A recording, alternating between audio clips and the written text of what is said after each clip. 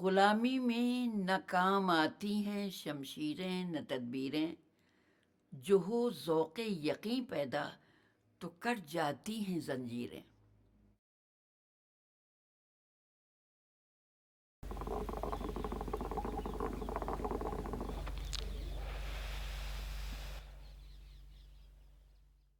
मेरे आबाओ अजदाद ब्राह्मण थे।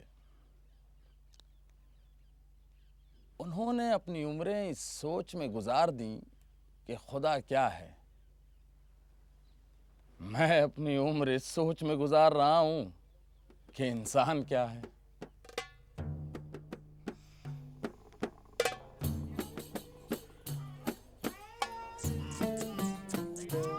माशाल्लाह माशाल्लाह, आहा हा हा, ओहो हाँ आओ भाई। मैं 3 ज़क़ादा 1294 हिजरी बमुताबिक 9 नवंबर 1877 ईस्वी में पैदा हुआ।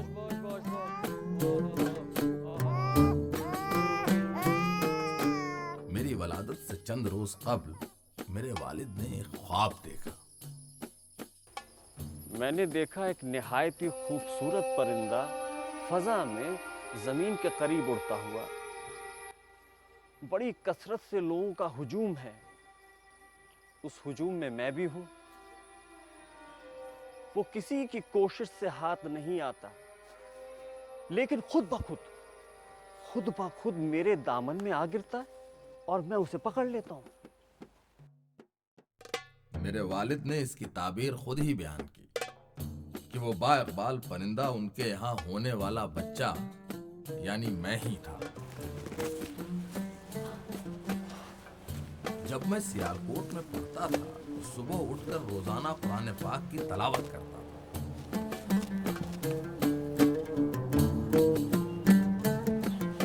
मेरे वालिद रोज मुझे देख के गुजर जाते, पर एक दिन मेरे पास आके वो रुक गए। इकबाल, ये क्या हो रहा है भाई?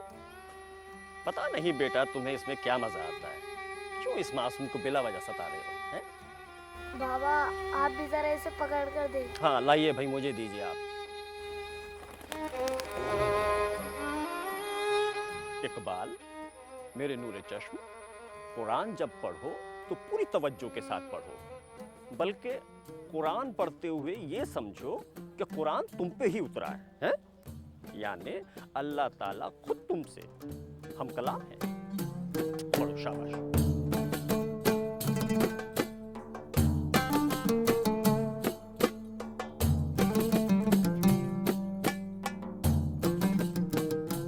एक रात मैं अपने घर में किसी आहट के बाइस सोते से बेदार हो गया।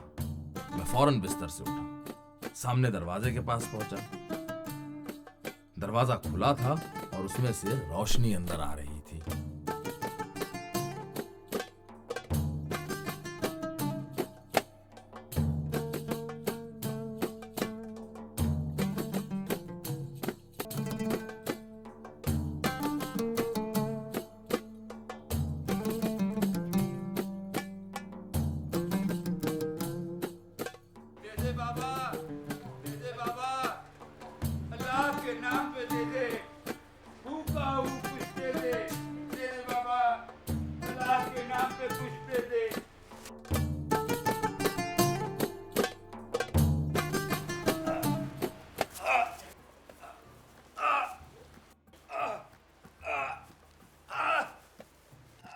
इकबाल, इकबाल रुको, रुको इकबाल।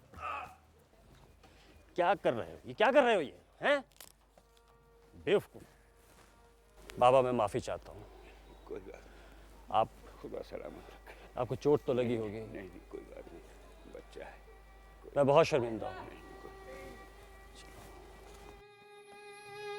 क़यामत के दिन जब रसूल अल्लाह सल्लल्लाहु अलैहि वसल्लम के गिर्द तमाम उम्मत जमा होगी, जिसमें मुजाहिद, हकीम, शहीद, जाहिद, सूफी, आलिम और गुनाहगार, हर किस्म के लोग होंगे, और इस मजलूम साइल की फरियाद पर रसूल अल्लाह जब मुझसे दरियाफ़्त करेंगे कि एक बंदा मुस्लिम तेरी फर्जंदी और निगरानी में दिया, और तू उसे आदमी भी ना बना पाया, तो बेटा मैं क्या जवाब दूंगा।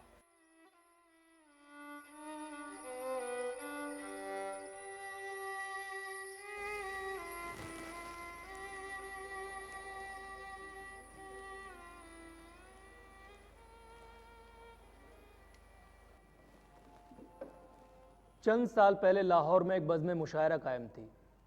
एक दिन इस मुकाबला सुखन गुस्तरी में से अचानक तुलबा के गिरोह का एक नौजवान उठा। उम्र कुछ 20-22 के आसपास रही होगी। रिवाज वक्त के मुताबिक दाढ़ी चट, मूछें तरशी हुई, लिबास नए और पुराने फैशन के बैन बैन। गजल के चंद अशार मुलायजाओं कि तुम आजमाओ हाँ को ज़बां से निकाल के, अर्ज किया है कि तुम आजमाओ हाँ को ज़बां से निकाल के, और ये सदक़े होगी मेरे सवाले विसाल के। जनाब पहले अपनी तारीफ तो फरमाइए। जी हाँ, अर्ज किए देता हूँ। खाकसार को इकबाल कहते हैं और यही इस नाचीज़ का तखल्लुस भी है। सियालकोट का रहने वाला हूँ और यहाँ गवर्नमेंट कॉलेज में बीए की जमात का तालिब इल्म। नवाब दाग से तलम्मुस का फ़ख्र हासिल है। चंद इशार लिख के लाया हूँ, अगर आप साहिबान की इजाज़त हो। और हमारे नौजवान शायर ने गजल के बाकी शेर पढ़ने शुरू किए। करीब करीब हर शेर पर बेसाख्ता दाद मिली, यहाँ तक कि वो इस शेर तक पहुंचा कि मोती समझ के शान करीमी ने चुन लिए। मोती समझ के शान करीमी ने चुन लिए, कतरे जो थे मेरे अरक़े इन्फ़िआल के। सुभान अल्लाह, सुभान अल्लाह, सुभान अल्लाह। बहुत खूब इकबाल मियाँ, बहुत। ये उम्र और ये शेर बिल्कुल दहलवी वज़े का शेर है। बहुत खूब, बहुत उम्दा।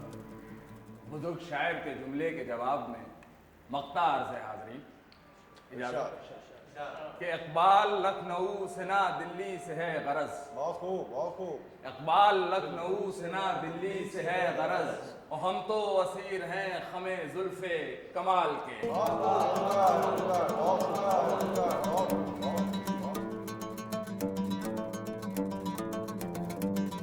हिंदुस्तान में 27 ज़रूरिया में लाग या लगाव को भी शामिल किया गया है। हमारे इकबाल भी इससे खाली ना रहे, किसी की शोखी के कायल हुए और कलाम में रिंदाना रंग की झलकियां नजर आने लगी।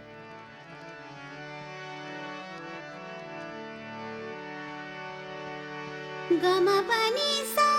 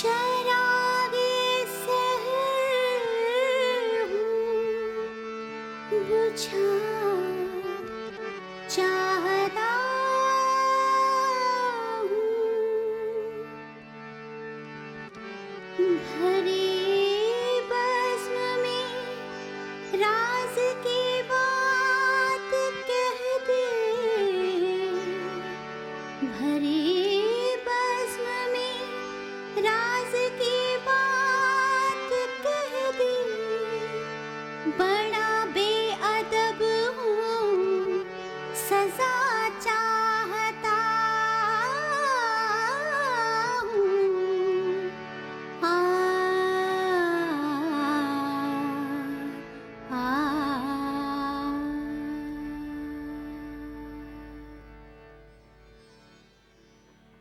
ये रंग अब तक बाकी है, मगर अब फ़लसफ़े का रंग इस पर गालिब हो जाता है। तबीयत फ़लसफियाना पाई थी, इसीलिए बीए और बाद में एमए में भी फ़लसफ़े पढ़ने का शौक़ हुआ। और इस शौक़ के ज़्यादातर बाइस थे प्रोफेसर आर्नल्ड, जिनकी फ़लसफ़ेदानी की शोहरत आलमगीर थी।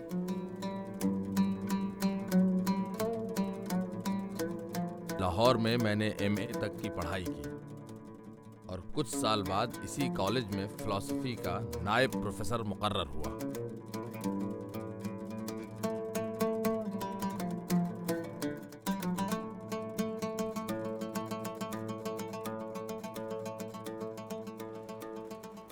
लाला हरदयाल जी, इतनी लंबी शक्ल लिए क्यों फिर रहे हैं?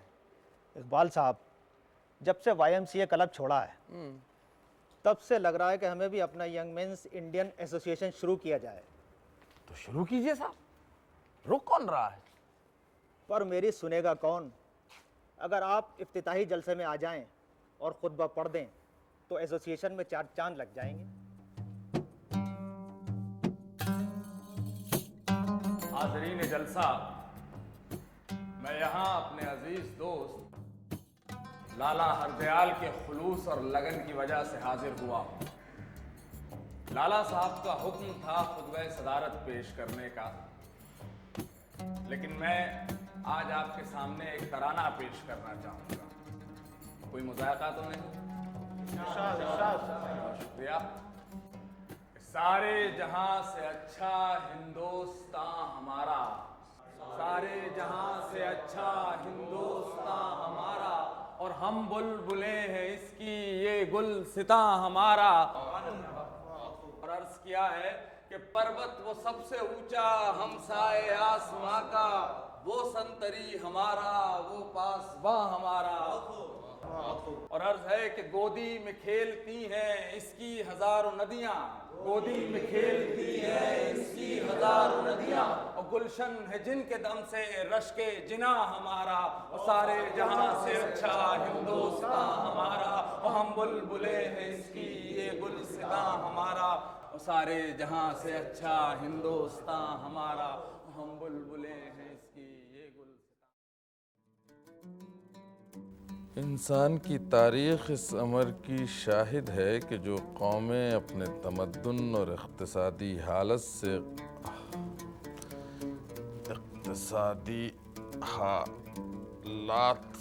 गाफिल रही हैं, उनका हश्र क्या हुआ।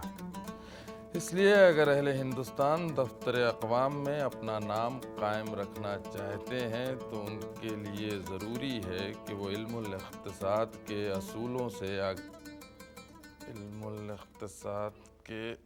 उसूलों से आगाही हासिल करके मालूम करें कि वो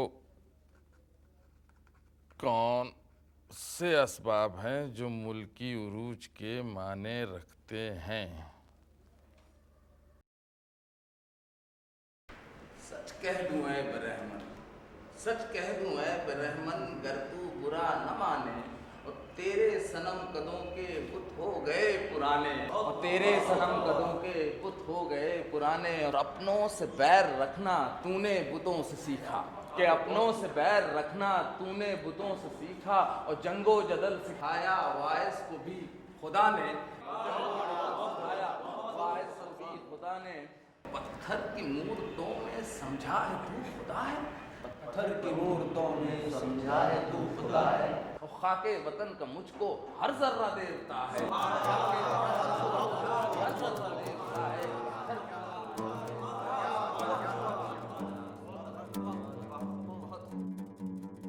1904 में प्रोफेसर टॉमस आर्नल्ड रिटायर होने के बाद अपने वतन वापस चले गए।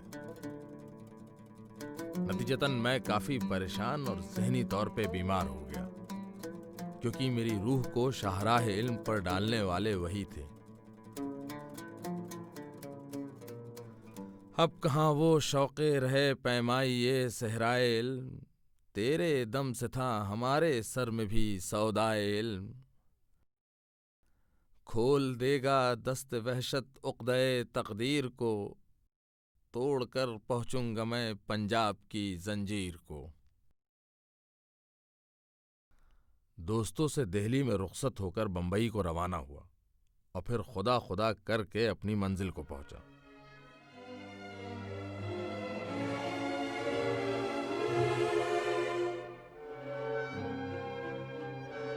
लंदन में शेख अब्दुल कादिर की बारीक निगाह ने बावजूद मेरे अंग्रेजी लिबास के मुझे दूर से पहचान लिया और मुझसे बगलगीर हो गए।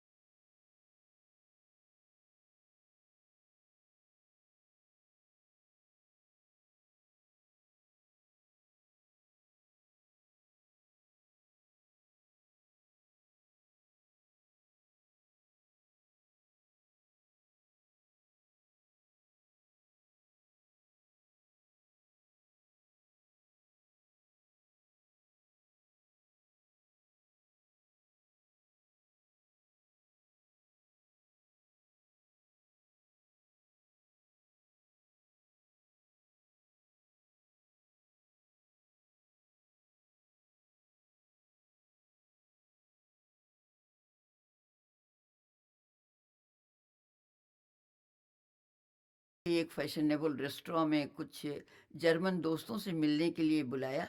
डिनर पर हर चीज़ नहायत करीने से सजाई गई थी।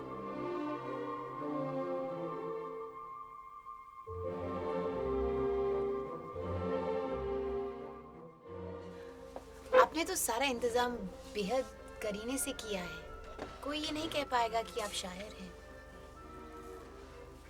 अतिया साहिबा, दरअसल मेरी जात में दो शख्सियतें जमा है। ज़ाहिरी शख्सियत बहुत अमली और कारोबारी है, और बातनी शख्सियत एक सूफी, एक फलसफी और एक ख्वाब देखने वाले की है। जब मैंने कैम्ब्रिज से बीए पास कर लिया तो मेरे बड़े भाई का एक खत मुझ तक आया कि बैरिस्ट्री का कोर्स करके फौरन वतन वापस आ जाओ। लेकिन मेरा इरादा तो पीएचडी की डिग्री लेने का था।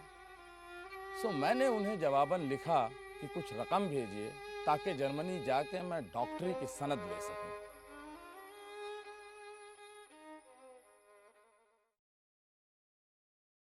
फिर मैंने अपने भाई डॉक्टर फैजी के साथ जर्मनी जाने का फैसला कर लिया। हम दोनों हाइडेलबर्ग पहुंचे, जहां की यूनिवर्सिटी में इकबाल फ़लसफ़ी की डॉक्टरेट कर रहे थे। वहाँ जर्मन पढ़ाने के लिए एक नहायत हसीन और जवान प्रोफेसर मिली, फरा ओलाइन एमा, जो इल्म व मालूमात का बेपनाह खजाना थी। वहाँ की महफिलों में रूह पर नयापन और ताजगी का एहसास हुआ। आपको मालूम नहीं कि यहाँ तशरीफ लाकर आपने मेरे साथ क्या भलाई की है। ये हकीकत है क्या? है तो, लेकिन आपके लिए बेहतर यही है कि आप इससे आगाह ना हो। हम अपने रास्ते पर चले जा रहे थे कि अचानक फराओलाइन एमा ने एक हिंदुस्तानी गाने की तान लगाई, जो कि एक शाम पहले मैंने उसे सिखाया।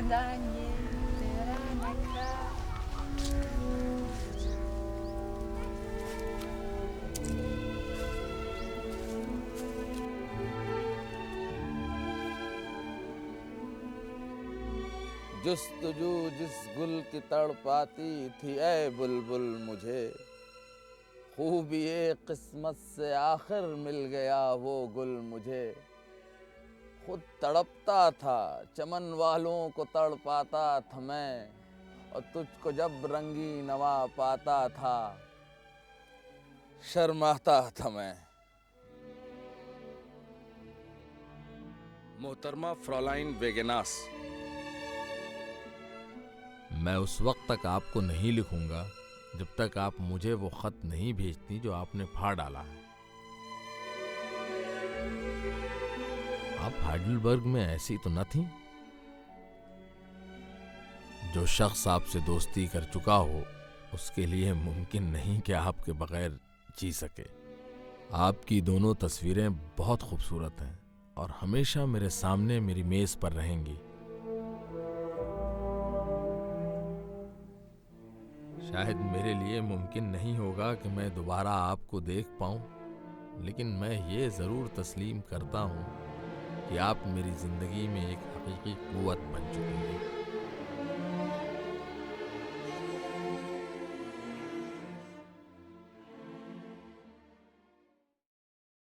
डियर मिस फैजी, कुछ दिन पहले फ्रॉलाइन वेगनास का ख़त मिला था।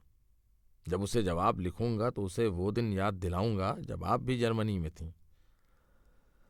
अफसोस कि वो दिन अब कभी लौट कर नहीं आएंगे।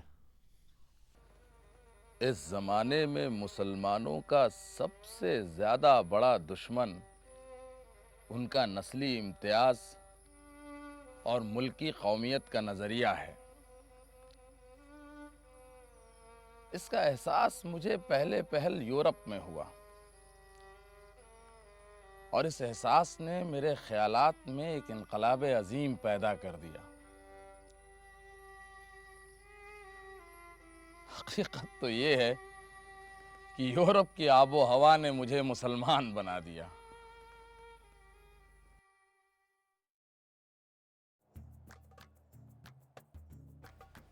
अभी तक पढ़े सो रहे हो?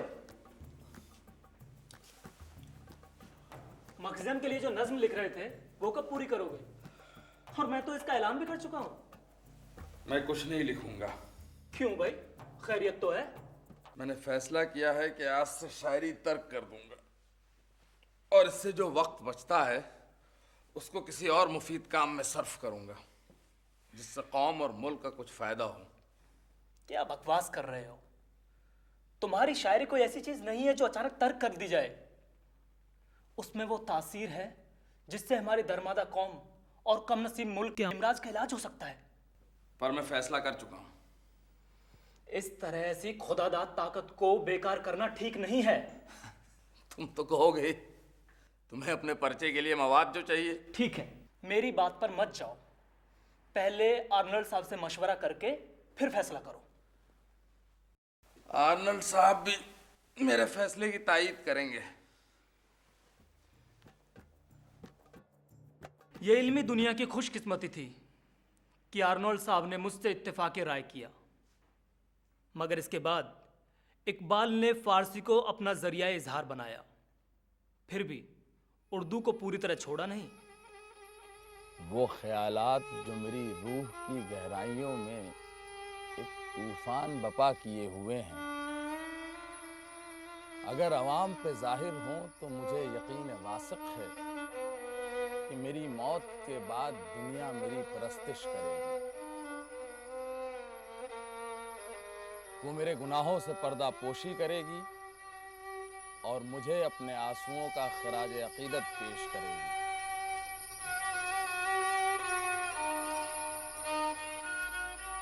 न पूछ इकबाल का ठिकाना, अभी वही कैफियत है उसकी। कहीं सरे रह गुजार बैठा, सितम कशे इंतजार होगा।